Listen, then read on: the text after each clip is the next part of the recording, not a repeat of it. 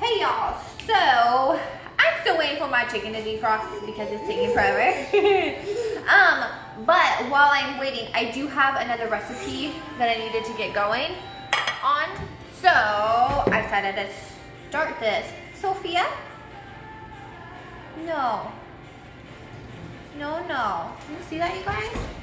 Hey, hey, hey, hey. Check it, check it, check it, check it. Choo, choo.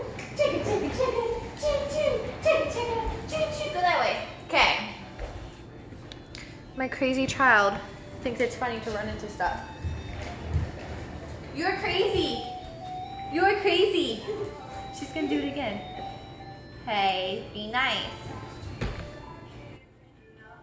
My child is completely crazy. So, anyways. So, to get started with this, I need a spoon. Because I really don't want to get my hands in here. Normally don't mind, but because I'm watching my little Missy while I'm doing this, I want to try to make this as less messy as possible. I'm going to probably have to get my hands in here, but while I start it, we won't get all in there. So, I start with like two pounds of ground beef, and then I start with eggs. And I add like usually 1 to 2 eggs, just depending on what the recipe looks like it needs. Oh, I forgot one thing, but I can grab it when we need it. So I do the eggs, and then I have all my spices. So Tom and I went to a, somebody commented on Facebook. My phone dings off all the time and I'm like, what's going on? Anyways, so we went to True Value. I think it was True Value. I don't even remember what it was, but there are these like rubs that we found, like the barbecue section. And I was thinking I might use some of this, but I first have to start with all my other ingredients I need. So, like I said in my other video, garlic is like our #1 key ingredient in this house. And yes, I'm not even joking, I do like 3 big spoonfuls. It's like, we bought this yesterday. Yeah, yesterday, and we've already used like 1/3 of the jar. Like that's how much garlic that we use. And we don't waste it, we eat it. We use a lot of it. And then I use the Himalayan pink salt. Just put a little bit of that in there. And pepper, same thing. I do not measure things. I used to, and then Tom kind of taught me, like, I know how to cook a little bit, but Tom really kind of taught me, like, go by the smell versus how much you put in. Because you might put in a little bit and be like, well, I want it to smell a little bit more. Like the flavor, you don't think that there's enough of that flavor in there, and you add a little more and it comes out and tastes amazing. So that is kind of how we cook here. We do it based off of smell and how much of it we wanted. We kind of know what we like for taste. Tom loves, owie sweetie, that's my foot. Tom loves super spicy stuff and I don't, so we kind of compromise on some stuff. Some stuff I still let him make it really spicy, but I'm wanting them just like, make it as spicy as you want. So it kind of looks like this right now, you guys. And then we use Cavender's.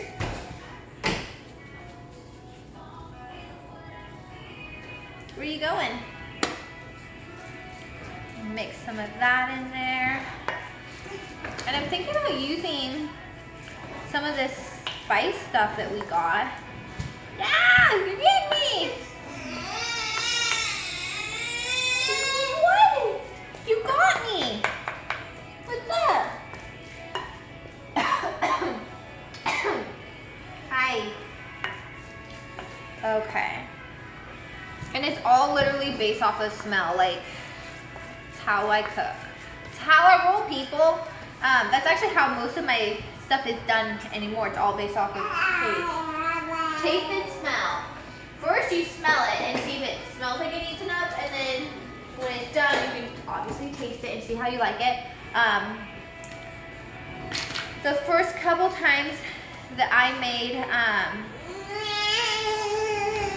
that I made our taco meat. The first time I made it overly spicy because I watched Tom make his tacos and what spices he used. And I was like, oh, I'll do a little bit of this, a little bit of that. Like, I didn't really know the heat texture, like, or content, I should say, that was behind every, like, everything that was in the different spices.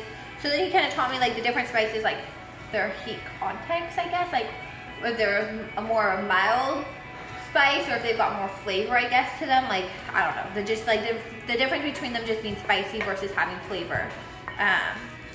So he did that, and then we ended up just kind of like going from there. Now I cook most of our meat. Like, I still have him cook quite a bit because it's nice with having her.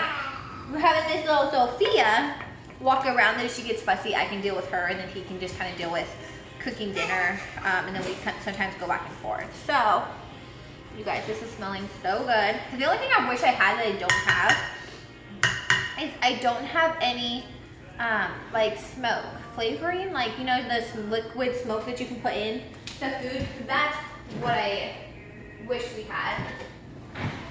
Whoa! And then I'm gonna add a few drops of Worcestershire sauce to this, and literally it's all based off of what you want your meat to taste like. Like, this ultimately, like, if I wasn't doing this for ground beef, I would do this for hamburger meat. Like, that's how good it smells, you guys. Which I really want hamburgers, but we already did our grocery shopping for this week. We totally spaced hamburger buns, which I know that you can get, like, you can just go to the store and get them, but it just goes out of our way for the week of what we have planned. So, okay. Oh my God, you guys, this smells so good. Okay, so then I take the meatloaf, and you guys will not see the finished product in this video because I'm not cooking it tonight, but this is like meal prepping, so I decided I'd add it into this video for you guys, just so you guys can kind of see how I prep our meals for the week. Not every meal, like, I don't cook every meal Monday through Friday. Like, I don't prep them all like that. Like, it just kind of is like, today I had some extra free time, and when Sophia was napping, I did my makeup, which if you guys haven't seen yet, you can go check that video out. It's kind of boring because I couldn't set my phone up directly in front of me. I had to do it off the side because it was charging, and I don't have my vanity quite set up to where I can just do it how I want. So I put this in this little square dish, and then I did spray non-sticking spray because I hate having to scrub stuff off dishes, and I noticed any non-sticking spray is a lifesaver. So, and then I got my meatloaf in there, and then what I do next is I will put saran wrap or foil, depending on what I have, which actually I'll just do, no, I'm not going to do this one today. Let's see, hold on, let's see, what do I have in here? I thought it would be saran wrap. So I'll take some foil.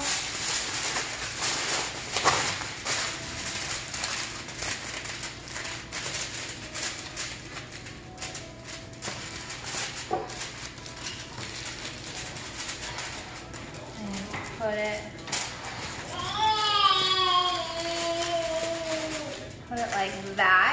So it'll go in the fridge. And this is going to sit till tomorrow for sure.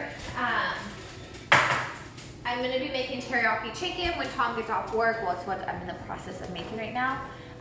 So yeah, so that is how I make my meatloaf. I cook it on 375 until cooked, which usually it can go anywhere from 30 minutes to 45 minutes to an hour. It just depends on how fast your oven cooks. We have gas here, which is amazing, but it cooks super, super hot. So it makes it a little bit harder, but I will do this.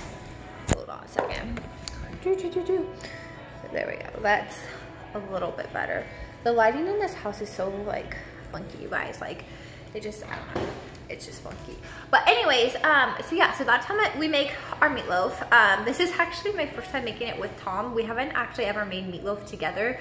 So I'll let you guys know if we like it or not. But I thought I'd put the recipe out there of how I make it, because that's how I used to always make it, other than the dry rub is new, that I put in it. So we'll see how it turns out.